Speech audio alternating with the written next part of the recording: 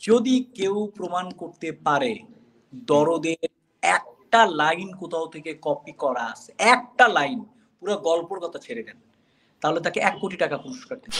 এটা আবারও বলি, এটা আমরা সাধারণত বাংলাদেশে যেরকম একটা ফর্মুলার ছবি বানাই, একটা অ্যাকশন, একটা ড্রামা, 3টা গান, নায়ক নায়িকার সাথে প্রেম, বাধা, অসুস্থ হয়ে নায়িকা মারা গেল, নায়ক গিয়ে কান্নাকাটি করলো, বা নায়িকার বাবা বিয়ে দিতে চায় না, হিরোকে ফাইট করে নিয়ে আসলো, বা নায়িকাকে ভিলেন আটকায় রাখছে হিরোনে। এই প্যাটার্নের কোনো গল্প হয় না। যেমন আমি শুরুর আগেই বলছি কিন্তু যে আমি ঈদ ছাড়া রিলিজ করে দেখাবো যে ঈদ ছাড়াও ছবি রিলিজ হতে পারে এবং ফেস্টিভ্যাল হতে পারে।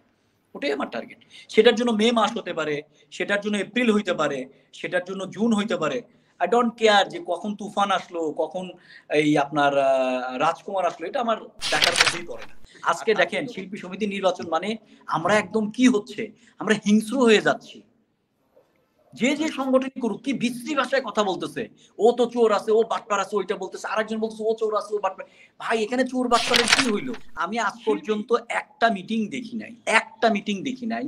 আজকে সবগুলা মানুষ এক জায়গায় হয়ে বলছে আমাদের একটা 10 বছরের প্ল্যান করি, 10 বছরে চলচ্চিত্র এই স্টেপ হবে, এইভাবে ভেবে চলচ্চিত্রটাকে বড় করতে হবে। কেউ করে না।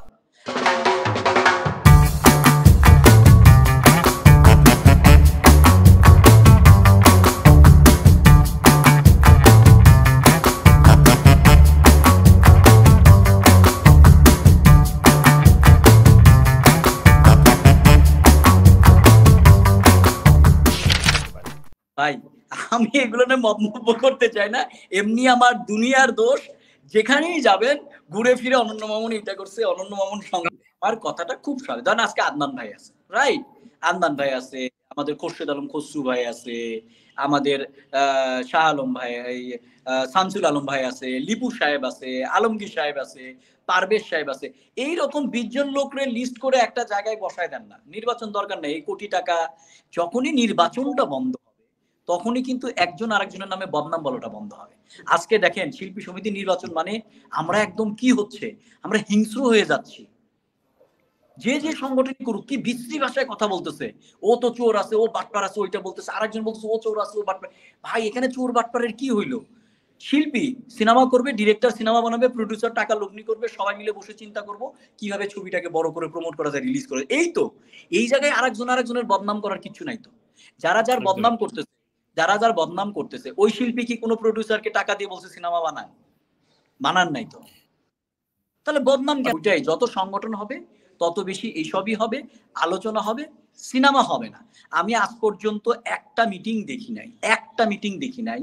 আজকে সবগুলা মানুষ এক জায়গায় হয়ে বলছে আমাদের একটা 10 বছরের প্ল্যান করি, 10 বছরে চলচ্চিত্র এই স্টেপ হবে, এইভাবে ভেবে চলচ্চিত্রটাকে বড় করতে হবে। কেউ করে না। আর সিনিয়র লোকজন যারা ছিল ওরা, এখন যারা দেখছি, আমি আলমগীর স্যারের সাথে এই লাস্ট টিভিসি করতে গিয়েও কিছু এক্সপিরিয়েন্স হয়েছে, বা আমি সিনিয়রদের কাছ থেকে যে ব্যাপারটা বুঝি, ওনারা না একটা সম্মান নিয়ে এখানে এসেছিল ওনাদের স্বর্ণালী যুগে। এখন আর ওনারা এই যে কাদা ছোড়াছুরিতে এখানে ইনভলভ হতে চায় না। ওনারা কিন্তু টেকনিক্যালি দেখবেন একটু পাশ কেটে থাকে। ওনারা কিন্তু আসতে, কারণ ওনারা চিন্তা করে যে এত, আজকে কাঞ্চন সাহেবের কথাই বলেন না, একটা সম্মান তো সে অর্জন করছিল, রাইট? আজকে এখানে ওনার সম্মানটা চলে গেল, একটা লোক কষ্ট নিয়ে চলে যাচ্ছে। তো এটার দিকে তো আরো 10 জন সিনিয়র লোক কেউ আসবে না।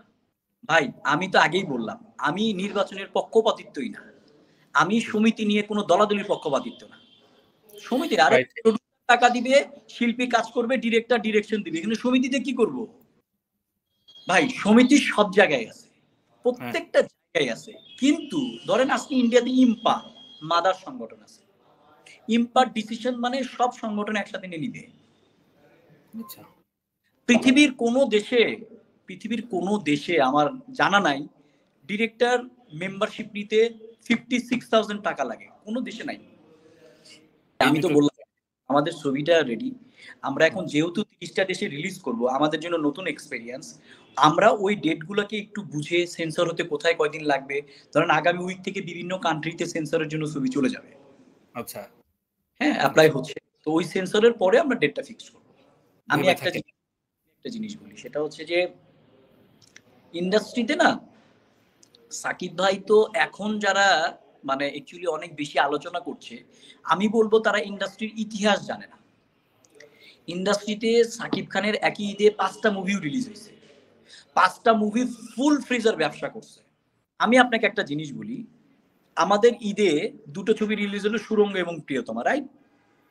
2টো ছবি কি ব্যবসায়িকভাবে কোনো ইফেক্ট পড়ছে? পড়েনি। এটা ব্যাপার না, ব্যাপারটা হচ্ছে যে ভালো ছবি যখনই হবে, তো আজকে কি হয়েছে, পরান ঈদে রিলিজ হয়েছে, হাওয়া আসছে, ওই গতিতে মানুষ না, ফিল্মটা একটা ফেস্টিভ্যালের মতো হয়, মানুষ অ্যাকচুয়ালি লাইফে এনজয়মেন্ট চায়, ওটা একটা ধারাবাহিকতা থাকা উচিত।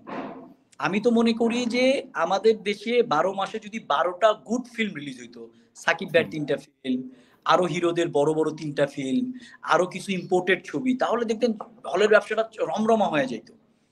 অ্যাকচুয়ালি অনেকদিন পর পর কন্টেন্ট যদি আসে, ওটা হয় না। যেমন আমি শুরুর আগেই বলছি কিন্তু, যে আমি ঈদ ছাড়া রিলিজ করে দেখাবো যে ঈদ ছাড়াও ছবি রিলিজ হতে পারে এবং ফেস্টিভ্যাল হতে পারে, ওটাই আমার টার্গেট।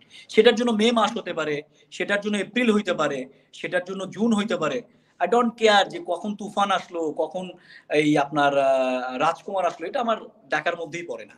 আর তার চাইতেও বড় কথা, আমাদের রিলিজ প্ল্যানটা কিন্তু আর আমাদের কন্ট্রোলে নাই, যেহেতু এটা ওয়ার্ল্ড ওয়াইড ডিস্ট্রিবিউশন হচ্ছে, সো এটা ওয়ার্ল্ড ওয়াইড ডিস্ট্রিবিউশনের আন্ডারেই যাবে।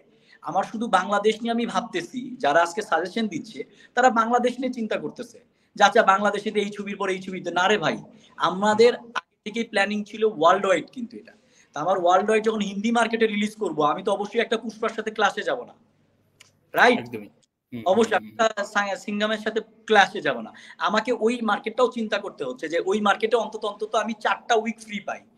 তো সেখানে আমার একটা অপশনাল পোস্টার লঞ্চিং এও পোস্টার শেয়ার করছে, কত সুন্দর করে লিখছে, এটা আপনার মনে হয় মিসকমিউনিকেশন হচ্ছে কোথাও। ফার্স্ট লুক যে রিলিজ করলাম 1 মাস হচ্ছে, তখনই তো একটা জিনিস ছেড়েছি অফিসিয়ালি।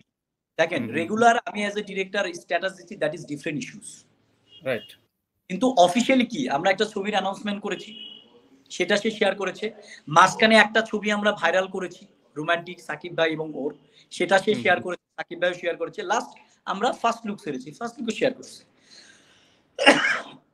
সবই আছে।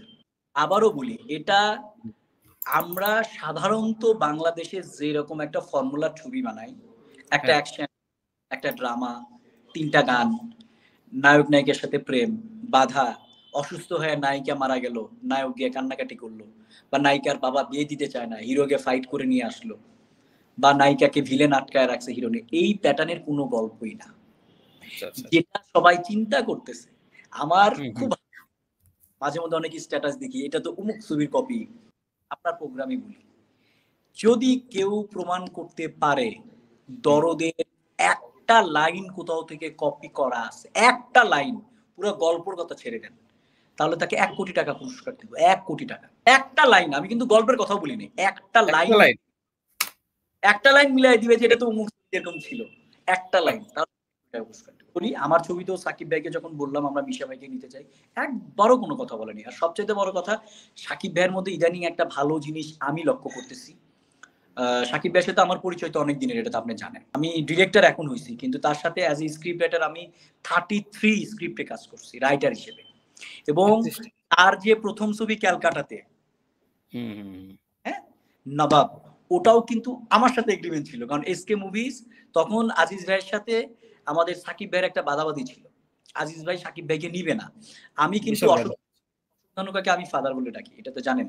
তো অশোক ধানুকাকে কিন্তু আমি নিয়ে সাকিব ভাইয়ের সাথে সেই 2 দিনের মেকআপ রুমে বসে আমরাই ডিল করে, কিন্তু ওই কিন্তু সাকিব ভাই। এই জন্যই বললাম যে আমাদের ইন্ডাস্ট্রি অনেক কিছু মনে রাখে না, আমাদের সবাই দোষ দেয়। আজকে ওই সাকিব খান কিন্তু ক্যালকাটায় এসেছিলেনই ওই মাধ্যমে, এবং তার কানেক্টিভিটির মাধ্যমটা অনন্য মামুন ছিল। সাকিব ভাই আমাকে খুব ভালোবাসে, রাগারাগি করে, গালাগালি করবে, কোনো প্রবলেম নাই, খালি একটা কথা বলবো, ও তো পাগল আছে, কখন কি করে ফেলায় ওরা আমার প্রচন্ড ভয় লাগে, তারপরে বলবে, কিন্তু ও কিন্তু কাজের ছেলে আছে।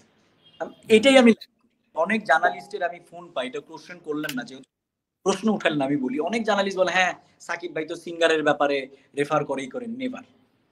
অন্তত আমার 2টো ছবি করা হলো ডিরেক্টর হিসেবে, এবং ভাইজানের যে, ভাইজান যখন লন্ডনে শুট করি, ওই ছবির পুরো পোস্ট প্রোডাকশনের সাথে আমি জড়িত ছিলাম, ভাইজান এবং চালবাজ।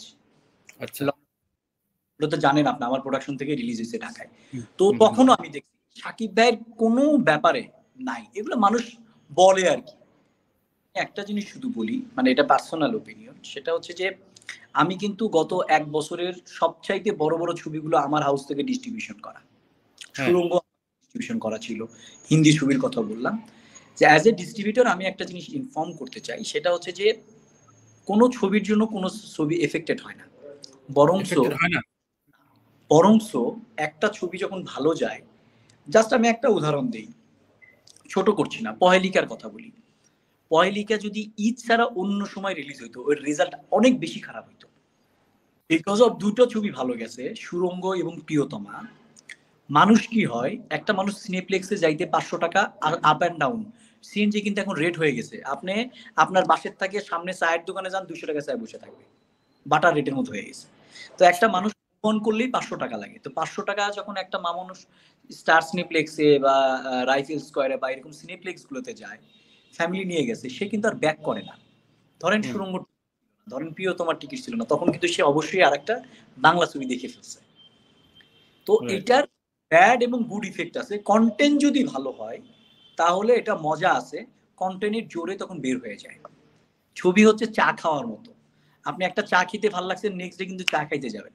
তা আপনি দেখতে গেলেন রাজকুমার, ভালো লাগলো, পাশে আসার সময় কিন্তু পোস্টার দেখে আসলেন, আচ্ছা ওমর চলতেছে, আচ্ছা দেয়ালের দেশ আছে, আচ্ছা এই কাজল রেখা আছে, আচ্ছা ঠিক আছে, ওই আপনার ওয়াইফই বলবে যে দেখো এটা একটু দেখতে হবে, চলো আসি। এটা একটা গুড কালচার আমি মনে করি।